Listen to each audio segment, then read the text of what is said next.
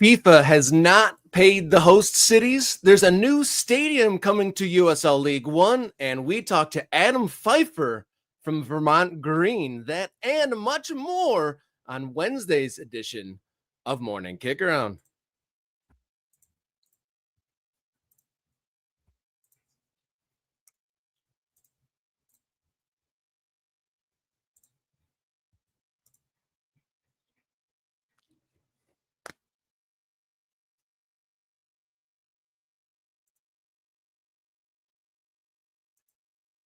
Hello and welcome to the show. You found your way to Morning Kickaround, the show that dots the map of the ever-changing, expanding American soccer landscape. How you doing? My name is Robert Kerr, local soccer guy, and joined with me in lieu of the traveling Jason Davis, my broadcasting partner and friend, Mr. Mitch Gatsky. How you doing? Cheers, Rob. Doing great. Thanks so much for the invite. Appreciate the opportunity to step in here for Jason and hope he's doing well out there on the road. I promise to hold down the fort and make sure nothing burns today. Yeah, as you can tell from the lack of opening intro music, Rob Kerr is pressing the buttons. Jenny is on a much-deserved vacation this week. So thank you for checking in with us. And boy, do we have a packed show. We got Vermont Green's sporting director on the show today. Just a few days off of winning back-to-back USL2 national championships. So eager to dig into the what the secret sauce there is for Vermont Green. But I got to say hello to our Ultras. First in the door, getting the special recognition, Bill. Good morning to you. We got Jeff. We got Nathan. Mr. Bob. Welcome on in, Mr. Bob. Thank you for gifting 5 memberships. Everybody, be like Bob. All right, we got Kate in the house. We got Dwayne also checking in. Big Lou, one of my favorite new returners and regular viewers and MK Ultras. Love Big Lou. A hick in time. Kalen Aries. And our guy Armando, John, Tim in the Northeast. We got more stadiums coming into your general direction, Tim. We're getting into that today, too. And a no crispy baseline. Sorry, my button pushing not quite as refined as producer Jenny. Mike Tom Wills. Matt Capella. Trouble from Flint.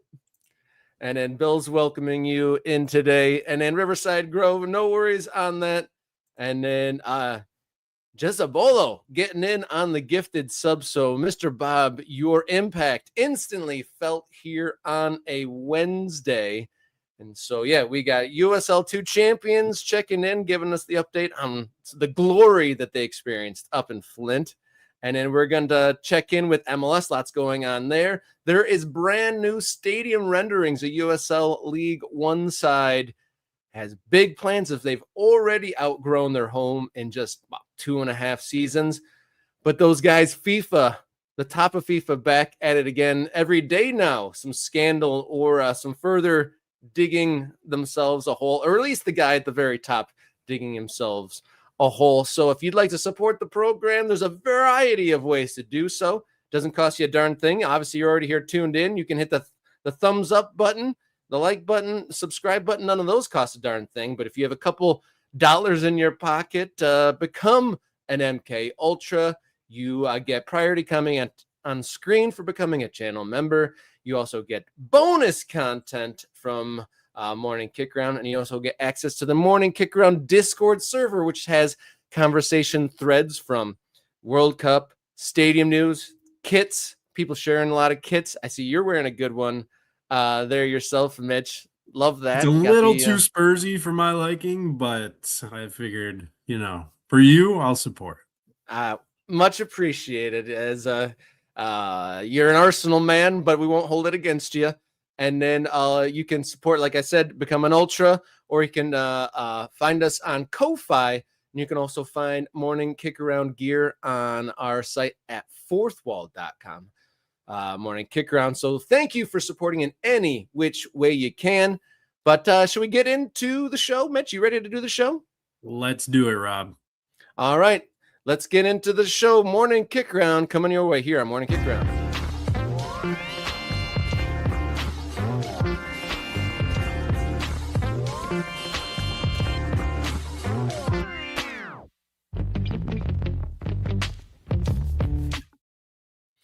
Welcome on in. This is Morning Kickaround. My name is Robert Kerr. Next to me is my friend and co-commentator Mitch Gatsky, but it is Wednesday, August 5th. And ever since the World Cup happened and finished and concluded, we saw Spain crowned as champions.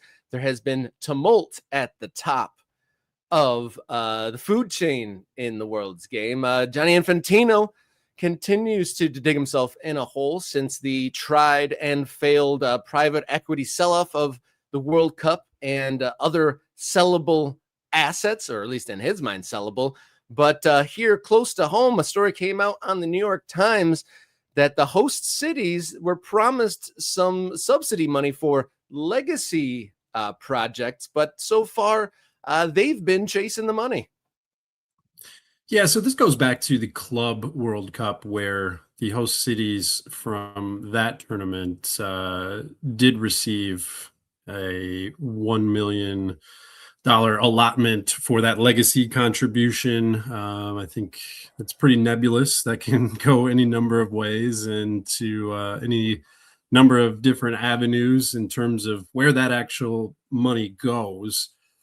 So the question now becomes, what about the World Cup that we just saw happen this summer? Questions were raised, hey, are we going to get that same money? You know, the cost to put on a World Cup group or knockout stage game is obviously a lot more than the Club World Cup. So questions are now being raised. The tricky part of this, Rob, is it was never really publicly stated that, hey, this is going to be a thing. Apparently, from the investigative reporting here, it's a little, I wouldn't say he said, she said, I wouldn't say hearsay, but apparently FIFA management repeatedly said that these payments would be made. It's just $1 million to the host cities. So the other part of this is, why such a big stink for such a little amount of money? And I think that is part of the rub too with these host cities, who they feel aggrieved. They feel like they were promised these payments and now they're not getting them. And even if they are pretty small, it's not a good look on top of everything else that's going on with FIFA on a larger scale. So yes, now it's maybe a little bit early to say that this is going to have to be resolved in the courts, but it doesn't seem like something where FIFA all of a sudden is going to say, yep, yeah, you're right. Here's your $1 million each. I believe it's $11 million in total. So with the grand scale and all the money that was boasted about being made during the World Cup, it is a bit strange for these, I think, last little remaining straggling payments not to have gone through yet. Yeah, these host cities, 11 cities across the United States, they it was apparently, according to the reporting in The Athletic, there was confirmation in 2025 that these get this $1 million payments for legacy projects, mini fields, and social projects, but it doesn't seem to have come to fruition. And really kind of what this boils down to is host cities that ponied up a lot of money, subsidized, even like gave tax breaks, didn't charge taxes on tickets sold. And FIFA took they reaped the benefits and didn't put up a lot of the costs, right? And they're they've grandiosely, well, previously, before the World Cup, they had a 2-point-something billion with a B surplus. And then they announced that the World Cup 2026, we always thought it was going to be, but the most financially or commercially successful World Cup of all time, garnering more billions. And so it's wild to think that with all these Bs and billions flying around, that, you know, trying to recoup cities' monies just a little bit is at the very least they could do.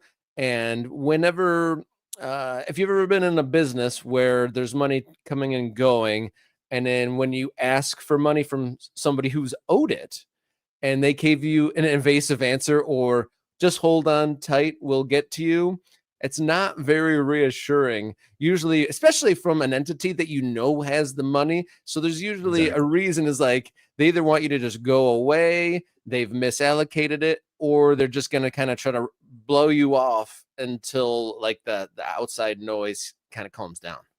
It's just really weird. They spent the last couple of weeks bragging about how much money was generated through this World Cup. So for them to now not have the money, it's just weird. You're either lying about how much money was made, or you're being very, I don't even think frugal is the right word. Like, if these were promises that were made, now you're going back on it. The other thing too, Rob, the tournament's over.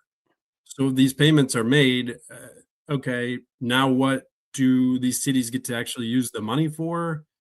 Nobody really knows. I think $11 million in the grand scheme of things seems like a pretty small price to pay, considering all this bad press that's now lumped on top of the other bad press coming out of this World Cup. It's a lot of misplayed hands, I think, from Gianni Infantino at the very top. Yeah, Infantino seemed to have threaded the needle in the whole buildup to this. There's a lot of political happenings, and obviously just the sheer size of it. Um, uh, Seemed to be threaded the needle, executed it, and balanced some very difficult environments and a lot of moving pieces, and seemed to have gotten his way throughout all of it. He was jet setting. He was being wined and dined. He had like Pope level security details in some instances, and kind of seemed to have cozied up to the world elite.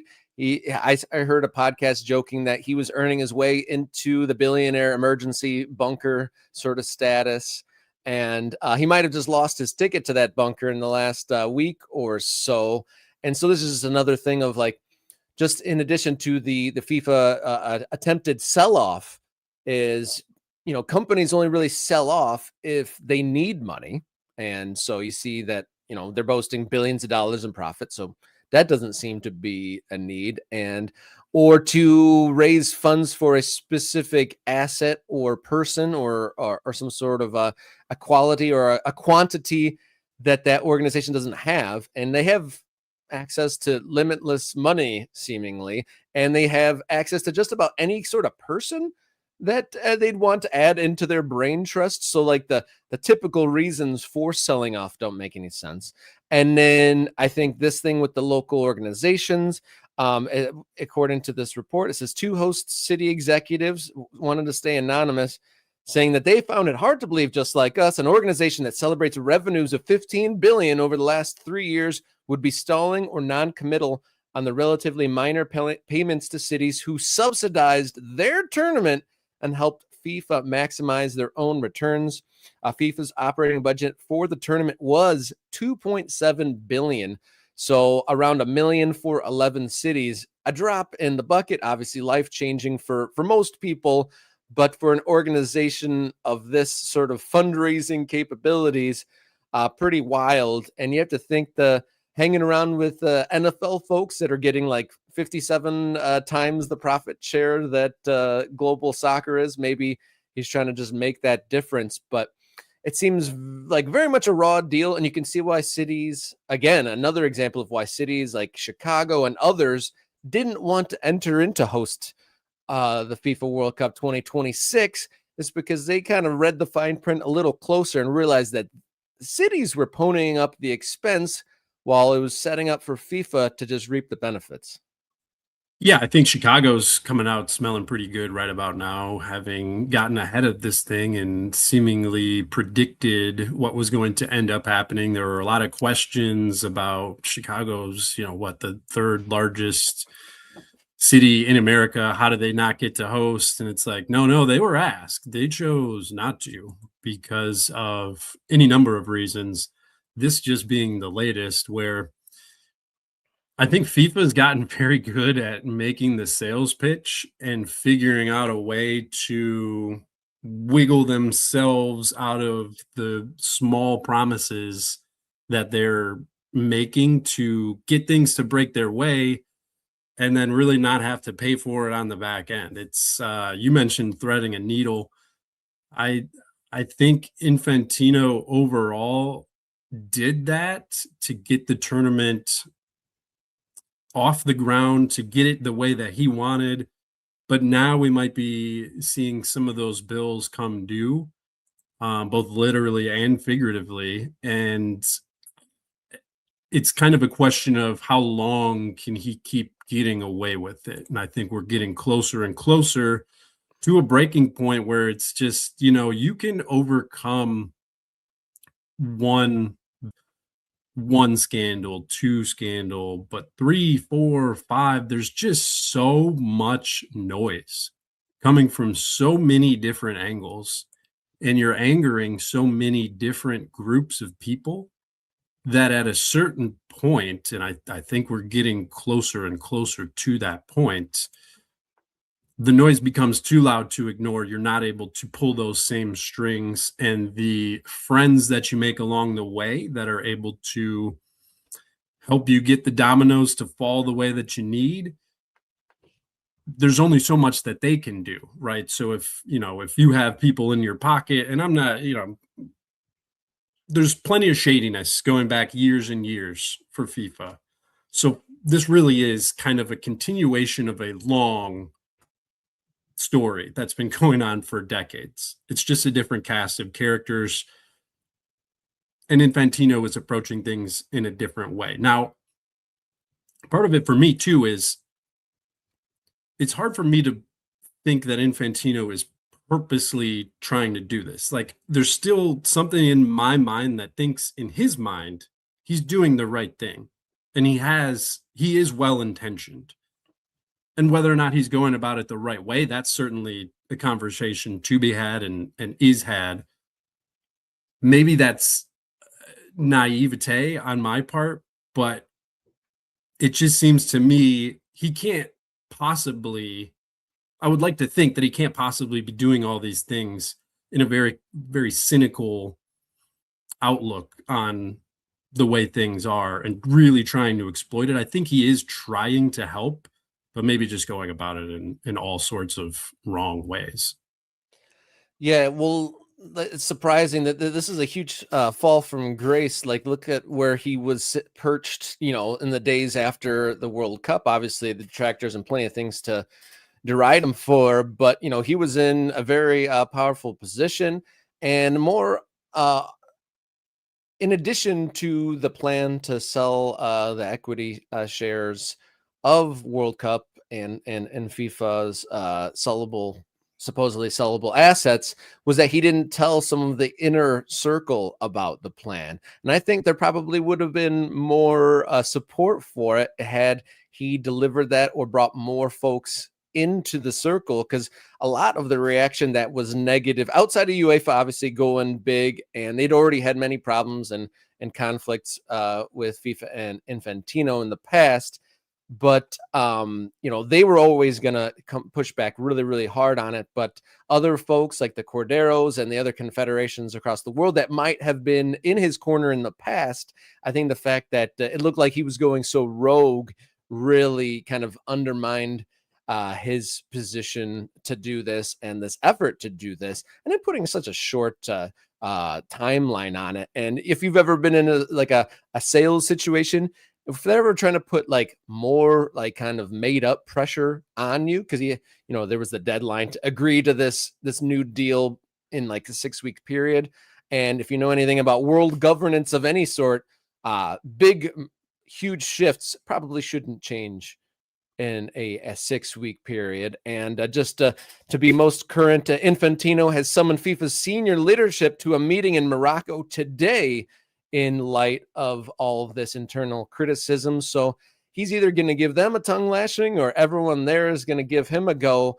But we shall see what comes out of the FIFA emergency meeting scheduled for Wednesday here today on August 5th.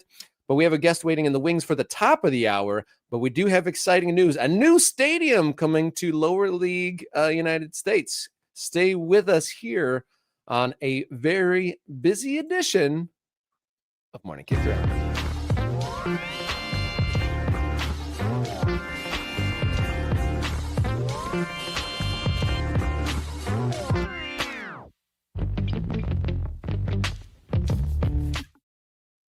Welcome back in Morning Kickaround. One of the biggest pillars of content for this show is the expansion of the game across the United States, and especially building infrastructure. And USL League One darlings Portland Hearts of Pine announced that they've already outgrown their home after just 2.5 years, and they've announced a brand new plan to build a stadium right there on the edge of the East Coast there in Portland, Maine. Absolutely stunning. A pair of renderings to go along there. It's going to be a working port, but with a stadium right there. How about that? Very cool. I mean, there's plenty of examples of renderings that don't end up being quite what the original intention or original idea was, but if they can pull this off, this is going to be extremely cool. My wife and I were actually just up in Portland a couple of months ago, and while this specific area of town is not where we were, man, Portland in general, like, you can tell it's a thing for a USL1 team to have kind of broken through into just the overall consciousness of a pretty large city. You know, it stands on its own. Portland, Maine is not a massive metropolis, but it's certainly a city in and of itself. It's really exciting stuff that they have taken this thing to such great heights so quickly. I think it just screams to the need for, or at least the desire for, hyper local soccer outfits that really grow with the community. And sure, it might not be the grandest thing in town right off the bat, but they're showing us a way that it really can ramp up in terms of scale in a short timeline. Kudos to them. I'm hoping that they can pull this off. You know, obviously details will follow in the coming months and even years as this gets to closer to reality, but very exciting stuff. Yeah, according to the press release that was sent out just yesterday, Portland Hearts of Pine have entered into an agreement to acquire land at Cassidy Point in Portland, where they plan to build a 9,000 to 11,000 seat soccer-specific stadium that will serve as a permanent home for the club's men's and women's team. And the key points continue with the project would transform what is currently an industrial coal storage site into a vibrant community-centered destination, including the stadium, a new recreational space, while preserving the working waterfront marine uses at the site's 600-foot pier.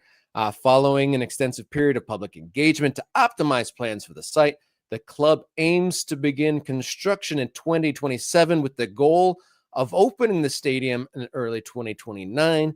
The project will be predominantly privately funded, with total costs of the project to exceed $50 million. And we've got another, this is the main image they're sharing with us here. Absolutely gorgeous. Like you said, renderings are one thing, how will it turn out in reality another. But Portland Hearts of Pine, they're just, I think in the one of the press releases, they're saying that they have an 11,000 person waiting list. Let me get that right.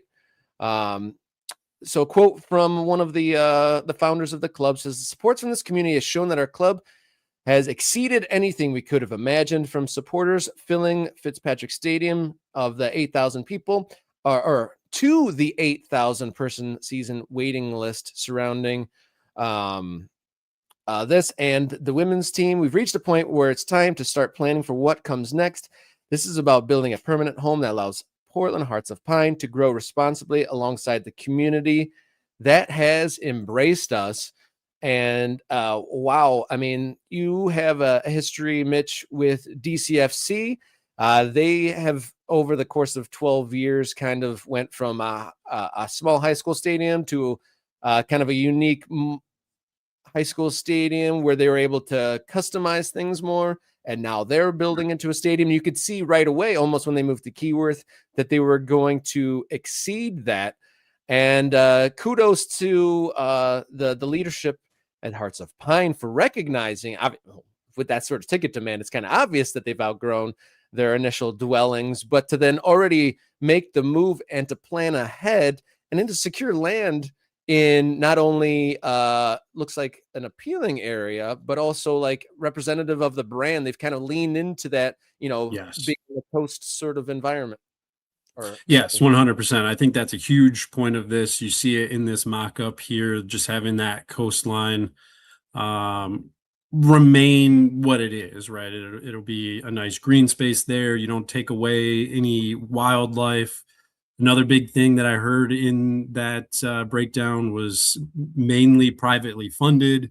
That's been a very hot button issue over the last number of years at every different level. But kudos indeed to Portland for not jumping the gun on this, not going too early, because I think we've seen that as well, particularly at that USL1 level where it's tough. You want bigger and better, but it can be very easy to get ahead of your skis and kind of overextend yourself, expand too early. So an 8,000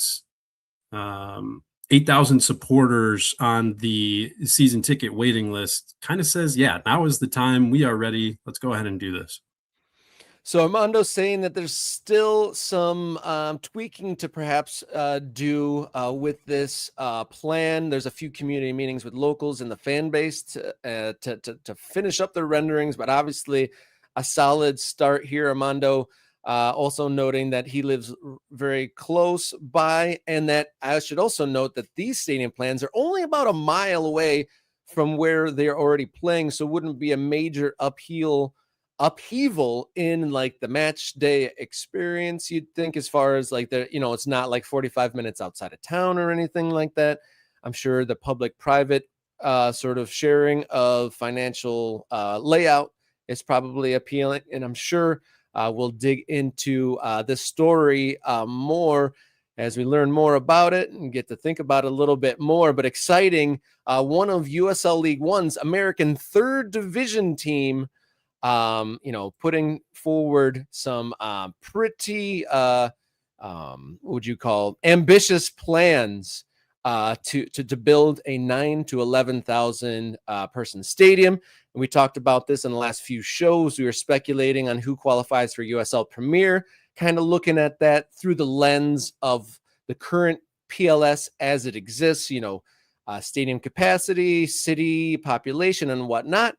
We didn't dip into the USL League One teams that might want to be in that conversation, or maybe over time, once Pro Rel is established, may earn their way up there.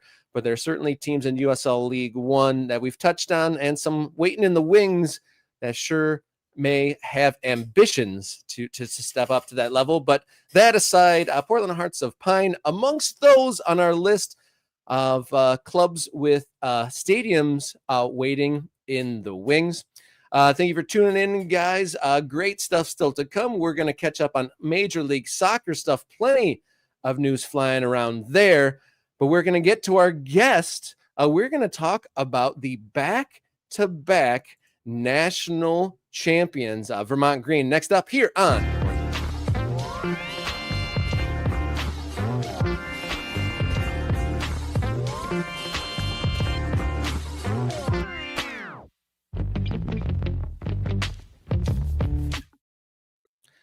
Welcome on in, Morning Kickaround. I'm very excited to welcome in our guest today. Absolutely fascinated. They haven't lost a game since 2024, and now they're back-to-back champions, Vermont Green. Here to discuss it, we have the architect behind it all, sporting director of Vermont Green, Adam Pfeifer. Welcome to the show, sir. Thank you so much for joining us here on Morning Kickaround. Yeah, thanks for having me. So you've been in this project from the start. Vermont Green launching after COVID. You were coach and sporting director, and now the architect of back-to-back national championships. Before we dig into the backstory and how you got there, congratulations. And how's it feel to win a national championship in back-to-back seasons? Yeah, I mean, obviously it's fantastic. We're, elated to have gotten over the line again. But, just the way that these things go, you kind of turn the page really quick and start looking towards, kind of planning for next year and getting back to reality of everyday life. The USL2 season really is a sprint similar to college soccer, in that the season's pretty short. So it really is a sprint. But fortunately, we were able to come first. So, proud of it, but you move on pretty quick. We're both Michigan-based guys, myself and Mitch filling in for Jason. And the national championship this year was held at the away venue in Flint, Michigan. Can you share any anecdotes or experiences of the trip there, and then what you'll kind of savor from that night in Flint? Yeah, it was a whirlwind, to be honest. And you got to go back a few weeks, like for myself and our founders, we were in Seattle 3 weeks ago in the USLW League final, playing at Salmon Bay, which is the sister club of Ballard. So we were playing in the USLW League final, and while our men's team was hosting the first 2 rounds of the playoffs, and then I think we may have still been there when we found out that we were going to be going to Laredo, Texas, with the men's team, and that was obviously frustrating to find out at the time, just given the fact that, we were probably, the top seed outside of Minnesota, who went, 12-0 during the season. But, our goal difference was such that, we felt like we were in a good position to host the whole thing. So we went to Laredo. There were a lot of travel complications, and then went to, found out while we were in Laredo that we were going to be going to Flint. So, it was a bit of a whirlwind. The whole kind of experience from being in Seattle to Laredo to Flint has all kind of molded together a little bit. But, certainly, playing, having an opportunity to compete against, the most successful franchise in USL2 in Flint City, was something we were incredibly excited about. And, it was funny as well. Like, one of the things that we got just kind of walking around, in Michigan was Detroit City fans coming up to us and telling us that they were supporting us. And we were like, okay, that was interesting. But we appreciated the support. So it was a whirlwind, 3 weeks. And like I said, it all kind of, for the founders and myself that were traveling for all those trips, it was a bit of a whirlwind. Yeah, tell us a little bit about, you mentioned Detroit City fans saying, hey, we're pulling for you guys. Tell us a little bit about your perception of being a pillar in the local soccer community, just at large around the United States. I really do think that you've become a shining example that a lot of smaller communities will look to in terms of, hey, we can do this too, or at least give it a go. Yeah, I mean, I think in our community, obviously, we're very connected to what people care about here, and the things that kind of drive passion from people here in terms of the club's mission, and trying to be an environmentally sustainable club, a club that promotes environmental initiatives, and then also just from a social justice standpoint, trying to do everything that we can to educate people around us about the things that are maybe a little bit, not a little bit, but very unbalanced in our, everyday sort of society. And I think that really resonates with people here. But after that, like, none of that works if you're not winning, and you're not putting a good product out on the field, and you're not, entertaining people. And giving them, a reason to go out and celebrate, each week or each time that we go out and play. And so, you got to do all those things and put that all together. It's not any one thing. It's being able to put all those things together and package it up into something that drives passion out of people. So what was it? You kind of got lightning in a bottle here. You've had 5 seasons, all winning. This year, utter domination. I think you scored like 64 goals in 12 games. You haven't lost since 2024. But kind of getting back to the start, I know in USL2, kind of like everyone wants to be involved, a winner, and like have their summer really be meaningful and really achieve something. So finding your way to a good team, like success begets success. But what was it at the beginning? Because you guys were winning from the start. What brought in those players and the fans right at the get-go? Was it the mission? Did you do a huge amount of scouting? Like, kind of, how did you get that momentum of winning from the start?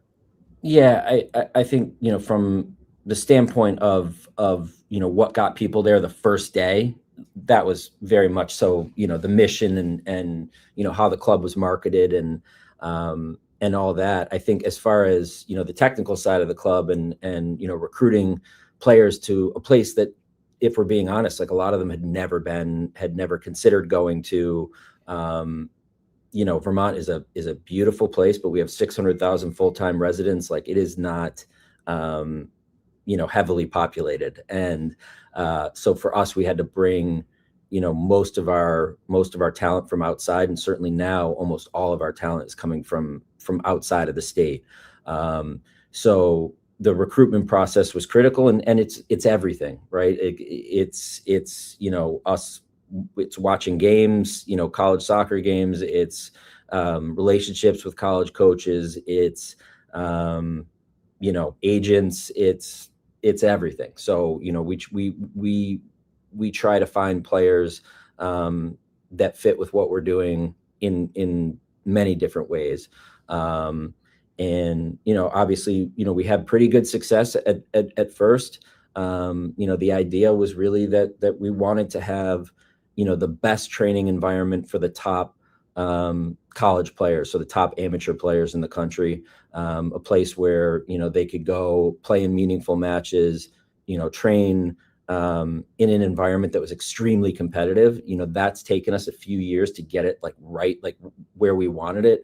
A place where a guy that's maybe a first team or a second team all ACC kind of player has to fight for their jersey and has to go in and train in a way that sets them apart so that they can play in those big matches and get picked just for the squad for those games. So, having that kind of environment that's really competitive day in and day out, like that's what we sold to college coaches.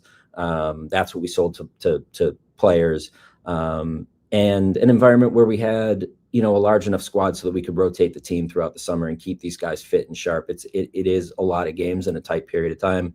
We can't have guys playing every single game, especially, the players that are, our fullbacks and our midfielders and our attacking players. Maybe the center backs and the goalkeepers can play almost every game, but the rest of the group, needs to be rotated throughout the summer so that they're ready to go right now. The college preseason started yesterday. Those Division I preseasons, and we don't want to put these guys in a situation where they're at a higher risk for injury going into their college preseason, because those coaches aren't going to be sending us those players in the future if we're not managing them and taking care of them. So that's a big part of it. But yeah, it's been fantastic, and we definitely have gotten to a point in the last couple years where that training environment is the way that we want it, where those guys feel a little bit of anxiety every day going into training that they've got to prove themselves. And I think anytime you think you go into a training environment knowing you're going to get picked, knowing that you're going to get a jersey for the match on a Saturday night, like that's probably not the healthiest environment for an aspiring professional. Yeah, no one should have a shoe in there. Yeah, go ahead, Mitch. You guys have so quickly gone from being the new kids on the block, and just in a handful of years here, now you have the targets on your back. I haven't lost a game in 2+ years. How is that and maybe you're only just starting to feel it. How does that transition go? What sort of new things are you doing to take it to that next level while still maintaining what got you here and staying true to the club's mission? Yeah, I'll be honest. That target, I think, was kind of on our back right away, and that was just because of the way that the club was marketed and the Sure. uniforms. You know, Matt Wolf, Yeah. like the uniforms and the crest and everything looked from the outside incredibly professional right from the start. Immediate eyeballs for sure. That said, we were traveling on a school bus, that first season. So, those spending 8 hours on a school bus wasn't the most pleasant or, ideal conditions to be going out and then competing, in a match. But, and there were a lot of things like, we didn't have equipment and stuff like that when we started. Like there was a lot of stuff that we didn't have, but from the outside, it looked like we did. The social media was fantastic. The way that the club was marketed, the uniforms, like, all that stuff was like top right from the get go. And so, with that comes a target from at least from a sporting standpoint from other players being like, who do these guys Sure. think they are? I think that there's a misconception about our club that there's a ton of money behind it. That's not the case. Like this club is finding a way to turn a profit by the way that by sponsorships and ticket sales and things like that. So this is not a club where it's a club grounded in a lot of really hard work. And that's one of the things that the more that I think about this whole thing, you ask like if we're doing anything different. No, we're just working harder and harder and harder and taking our experiences from each year and trying to tweak things a little bit here and there and get better and better. But at the end of the day, like it's just like a lot of people giving a lot of their time and energy and expertise and experiences to kind of put out a product that we're really proud of right now. I'm glad you touched on resources and kind of where do you get the leg up? Because I mean, there's like 150 plus teams in USL2, and there's a wide variety of setups and who's running it and who's attached to, and just like the size of the club. And so curious, what kind of size is Vermont Green? Like how many front office people are there? Like what is the structure that puts together Vermont Green? Yeah, I mean, as far as the men's side, there's Pat Inferna, who does all this, the communications and the social media and all that stuff. He's very expert at doing that. He was somebody that was working for Kick TV and doing different things, making documentaries and running social media for a club in Europe. So he has a lot of experience at that. Matt Wolf, obviously, that everybody knows. That is a marketing, I don't want to call him a genius, but he is probably like just the, way that he markets the club, the way that he, puts his heart and soul into every detail of our uniforms and the, all of the visual, all the visual identity, like, he does an incredible job. And obviously he does that at an elite level for a lot of different, people. You see the LAFC crest or uniforms that PSG were wearing years ago, or the French uniforms from 2018. Like that was him, and he's doing that for our little club, which is pretty cool. But he's a founder of the club, and then Sam Glickman, who kind of is like the day-to-day kind of guy who keeps us all in line and keeps us all from kind of going crazy all the time. And he's the adult in the room.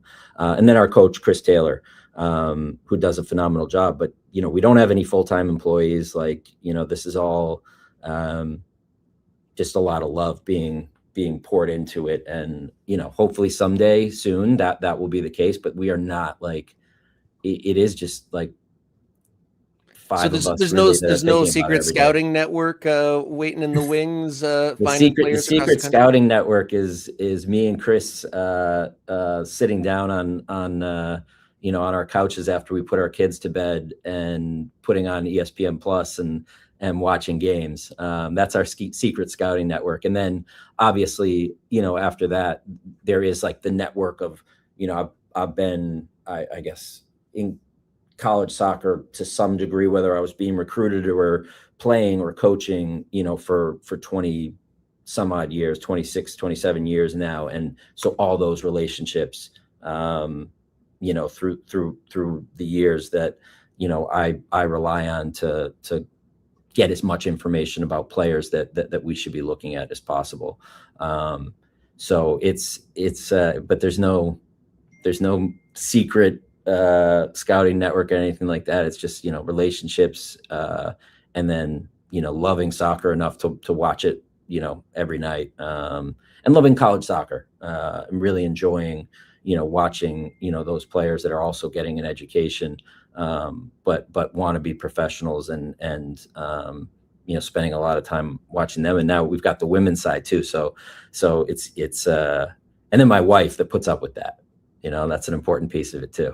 Yeah, behind every successful American soccer person, there's a very patient and understanding spouse. Yeah, she's the field hockey coach at the University of Vermont, so she's doing her own scouting. So while she's sitting there with her computer staring at her own team and the next team that they're playing, I'm watching ESPN Plus, and our kids are looking at us like we're out of our minds. But I was going to say that sounds like a very competitive household you got going over there, Adam. Yeah, but it is.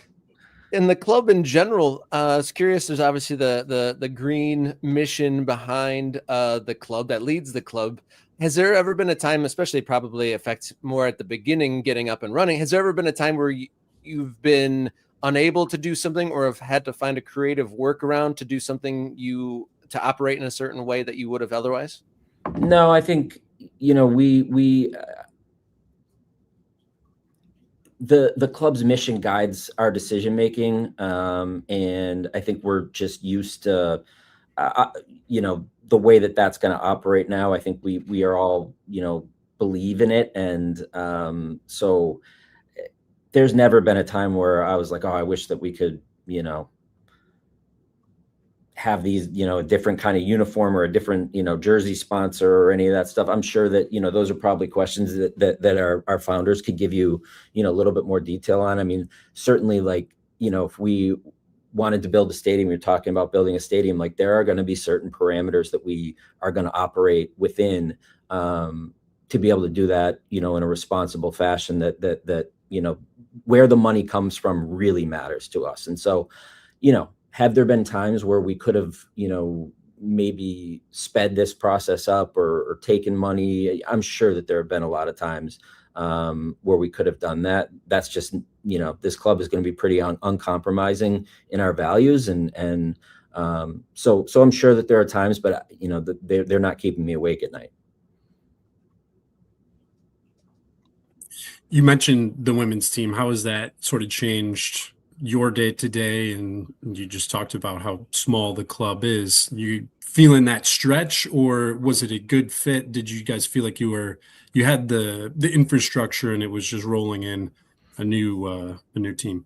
Yeah, it was tough, and there were definitely, some really nervy moments. There were times where I was like, a lot of self-doubt kind of kicked in and was like, man, I don't know if I'm cut out for this. Like, I didn't live in the women's soccer space, for the last 26 years. Like I said, I did on the men's side. So that was difficult. It kept, talk about losing sleep. I lost a lot of sleep feeling like I was going to let them down, let our women's players down, let our women's staff down, let, all the, our community down. That was difficult, especially while all the Open Cup stuff was going on. Like those are prime recruiting times. And we were in the Open Cup, and, you almost have to recruit an additional team for each Open Cup match, for us as an amateur club that don't have players signed. So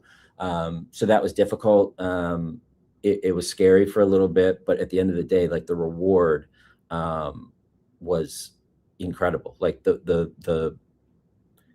what those women gave to this community, what they gave to our club, like the women that played for us and our coach, Abby Carcio, like they gave us way more than what we gave them. And so we are indebted to that kind of first group that came in. We were very committed to everything being the exact same on the men's and women's side in terms of resources and things like that. But we didn't have the expertise right out the bat, and so that made us nervous. But I think we won the division on the last day.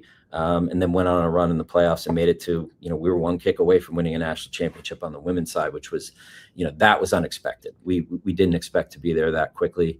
But I'll tell you, we are extremely motivated to get back and to get over the line. And we're very excited about, where that side of the club is headed. We're in a good spot. Well, Adam, thank you so much for sharing all this with us here on Morning Kickaround, and thank you for your time. You laid it out there a little bit. I was going to ask, after back-to-back national championships, what's next in 2027? Yeah, I mean, a lot of stuff remains to be seen, but I think, at the end of the day, we're going to stick to the things that have gotten the club to where it is. It's a lot of hard work and just trying to improve what we do, our product, our experience for our players, our experience for our staff, the experience for the fans. Try to improve, how we're doing everything, and we're very committed to that, and we'll just keep pushing forward. All right, thank you so much, and congratulations, Vermont Green, back-to-back USL2 national champions. Thank you so much for your time. I really appreciate it, Adam. Thank you. Thank you, Adam. All right, stick with us, folks. Thank you for tuning in to the show today. We got one more segment to go. We're going to talk a little bit of MLS next up here on Morning Kickaround.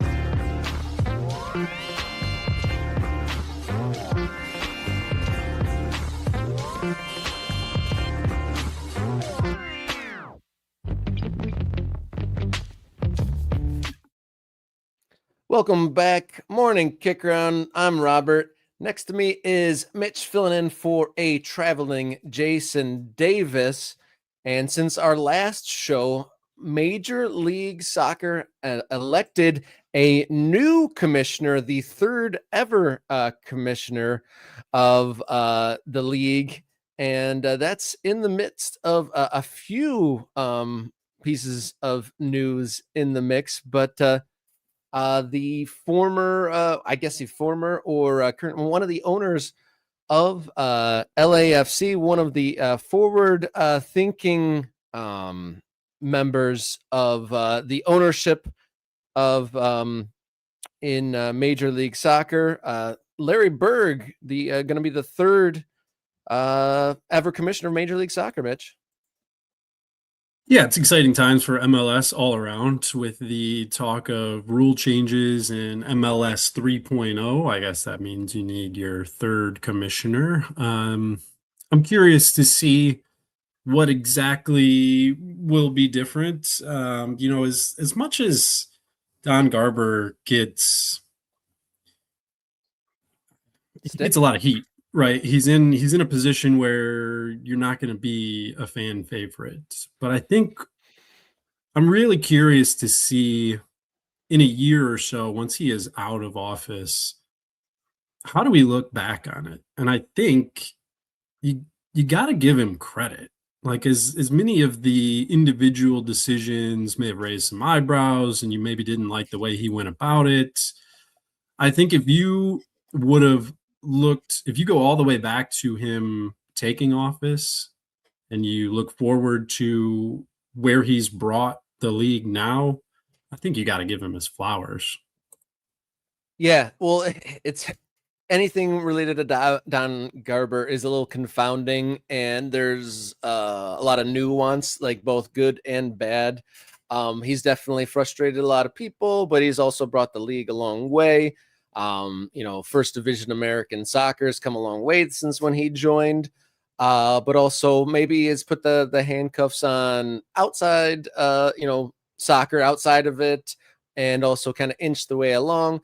And so Larry Berg is going to be the third commissioner when Don Garber transitions out of the role. They haven't been super clear exactly how the handover of power will be, but those folks, those Major League Soccer fans that are excited and want the rules opened up and whatnot, and like a liberalization of the roster rules and whatnot, should be pleased. You think they'd be pleased because Larry Berg, one of the key guys in LAFC, which has been one of the teams pushing the envelope of getting signings and improving the top to down squads in Major League Soccer. I see someone making a Larry Bird joke. I was thinking there was only 2 finalists. I was like, Magic. I can't even remember the other guy. I was going to make a Magic Johnson joke for the other finalist, but I lost his name, the Fox executive guys. But that doesn't matter. Larry Berg is going to be the new commissioner. There's also no news yet on last week's competition committee's pitch to the ownership on the new roster rules. Obviously, it's been talked about quite a bit. The calendar is switching next year, which Larry will have to help navigate. And then the pitch to the rule changes, which I'm guessing he had a big part of, like the brain trust that put that sort of ideas together. And so there is a lot going on. So we already know about the calendar switch. We know there's going to be a new commissioner, and there might be a whole new set of roster building rules. So there's a lot on the plate for this incoming commissioner. But Mitch, just kind of to kind of round out this conversation, you're a soccer guy.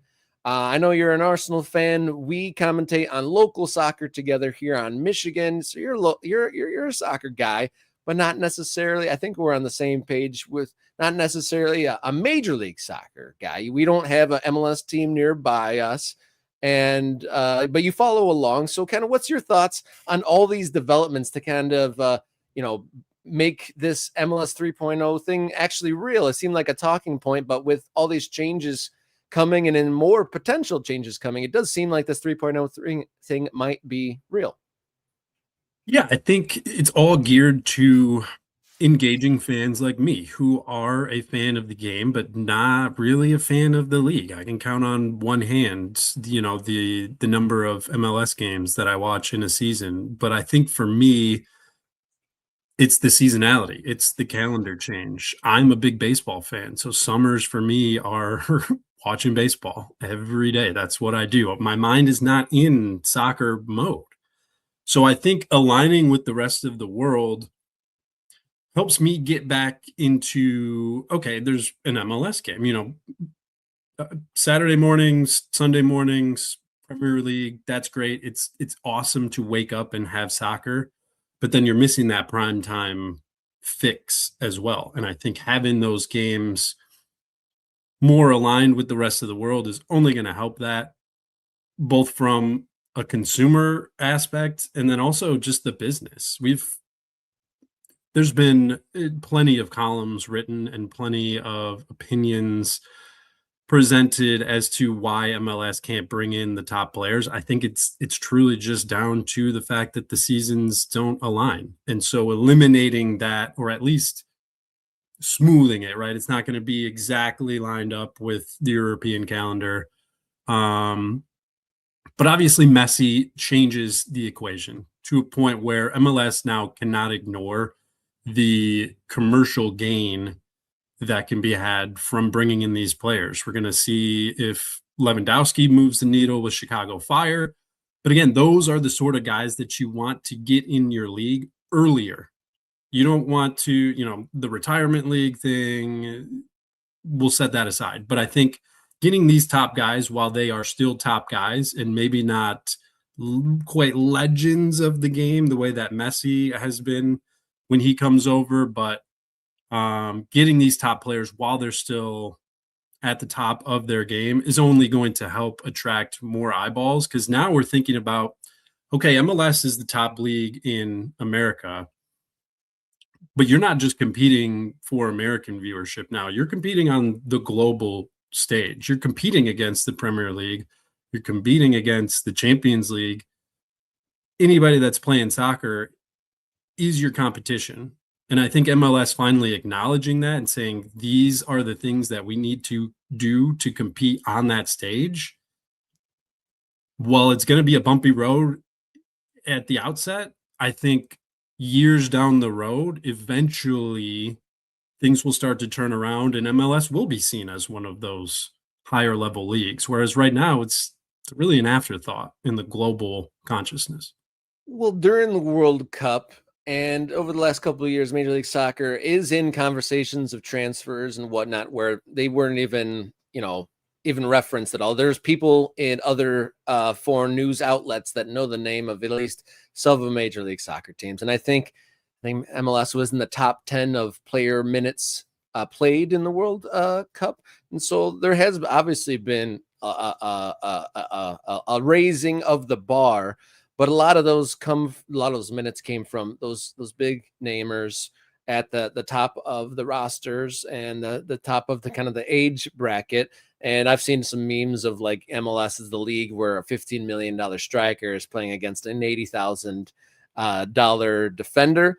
And if those rules, the roster rules do get changed and it's more of just like a cap or a range to spend on the roster rather than all those individual slots and whatnot, all the GAMs and the TAMs and whatnot, I think that will even it out. And maybe they're not getting the 27-year-old superstar, but maybe they're getting that like day in, day out, like Dutch or French league or Spanish, like mid-tier starting midfield player. And that will level up the all-around play a lot more. And I think folks that kind of watch MLS in the way you do, those things that you kind of pick out where you're like, oh, that's troublesome, or maybe that's a little below the level. Those things kind of even out, and it allows teams to be their own creation rather than these are the best players we were able to get with the allocation orders and all that stuff. And I think that'll be good. And Berg, going back to the commissioner part of the story, is he has a lot to deal with, the calendar change, which I'm sure there's going to be some bumps in the road with that. And then I imagine this roster rule changes have to come in to some degree, whether or not the full gamut of changes that were proposed last week to the owners go into play. But if they approved the calendar switch to have that summer open, to have and that's basically a play to get those European based players. And if you're not going to change the roster rules in order to get those players that you've switched the calendar for, what's really the point?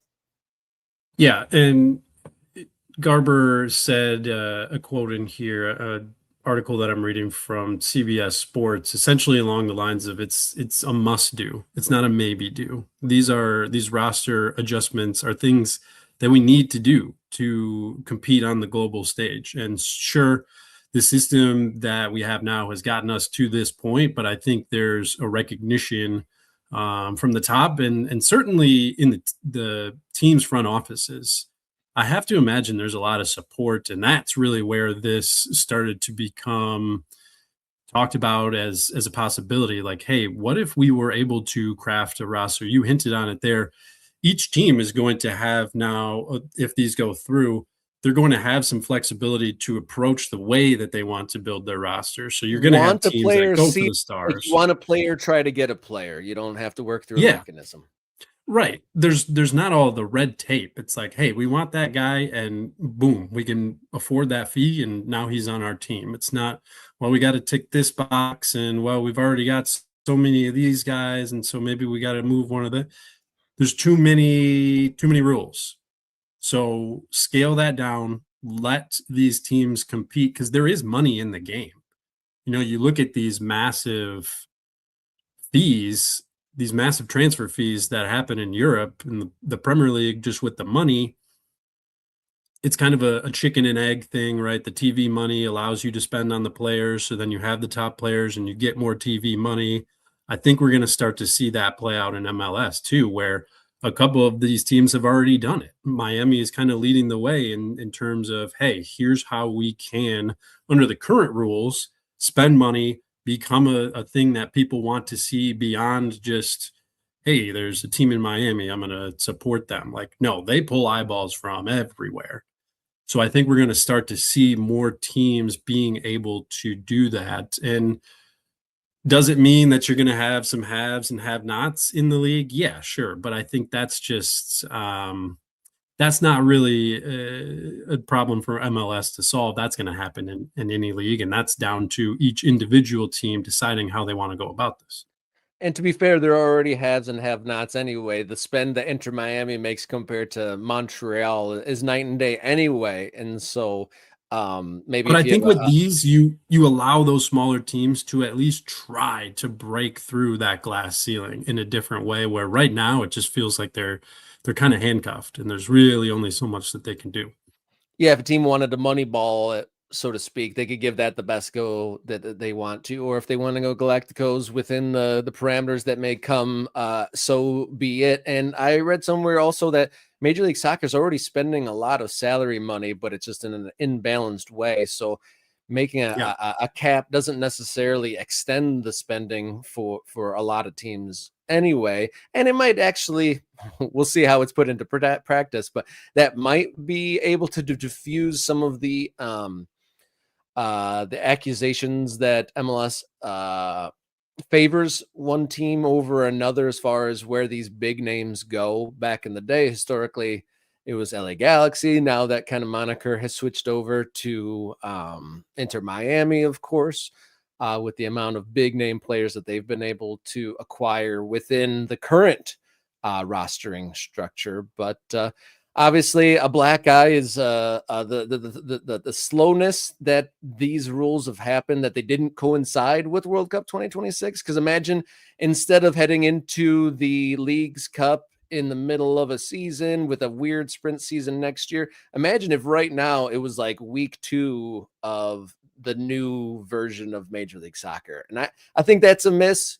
Eventually, doing the wrong thing, eventually you find the right solution, and hopefully it turns out to be the right solution, because I'm sure there's going to be a lot of frozen fans that first year, and will Major League Soccer stick to their guns with a lot of the complaints that are going to come with playing a lot of games in the cold. And I will say, I said we're on the same page as far as our viewing habits. It seems like I might view a bit more MLS than you, and I liked it as a summer product, because when all the EPL and all those things aren't playing, there's still a soccer season to tune into in the summer. So I actually kind of like the summer, but being in But tune with the lifeblood of the world's game makes sense. Doesn't that make it feel kind of minor leaguey? Well, like In my on mind, 10th of July at 10 o'clock at night, I can flip on a soccer game as minor leaguey. I'm like, well, in my mind, it's still like, oh, the Premier League's over. I guess I'll tune into some MLS. Like, since it's on, you're not getting people to watch because they want to watch. You're getting people to watch because there's nothing else. And so that's Yeah. kind of what I mean. Like, it's going to be a shift, and the timing not lining up perfectly with World Cup, I think, is a missed opportunity. I'm going to choose to focus on, better late than never. The last thing that I will say here is the previous 10 years, and maybe even farther back than that, the current rules, I think, did a really good job of allowing the league and the teams in the league to grow but remain stable and sustainable. So they weren't going to, we talked about it with the new stadium up in Portland. You want to grow, but you don't want to grow so fast that then all of a sudden you're out of your depth. I think Garber, in the grand scheme of things, I know he will have his detractors, and I haven't loved everything that he's done. But I think overall, you got to give him his flowers for getting the game to this point, to where now we can make this move up to 3.0 and really competing on the world stage. Whereas right now, as it stands, like I said, it's just kind of the best option available. Let's see if we can become a legit threat to Europe's top 5. Yeah, and just even the fact that Larry Berg was nominated, who's one of the guys in LAFC who pushed the boundaries as far as spending and whatnot. There's already seems like there's a bit of an appetite for a progressive stance on this, and the winds are blowing more in that direction, more so than ever. I mean, people have been asking for changes like this for years and years, and so with his installment or his election to the commissioner role would seem to think that that big changes are coming in the way that MLS puts together their roster. So exciting times on multiple levels, and he's definitely got a big job ahead of him. I will say, Rob, just Okay. very quickly, I will say I don't love that there's no news yet out of last week's meeting. It's weird to me. With such a major thing, there should be something, and there's nothing. Well, in fairness, they were presented that at the All-Star break, and then he was only just like the vote happened on Monday, so maybe you allow the new commissioner to wrap his arms around whatever they voted on or whatever they heard last week, and then that could be something that you know, they have to have another quarterly meeting and review it for an extended period of time. We don't know that yet. It'd be interesting to see. I imagine the new commissioner would be the one to present that news, right? In this instant, but there's a lot of moving parts.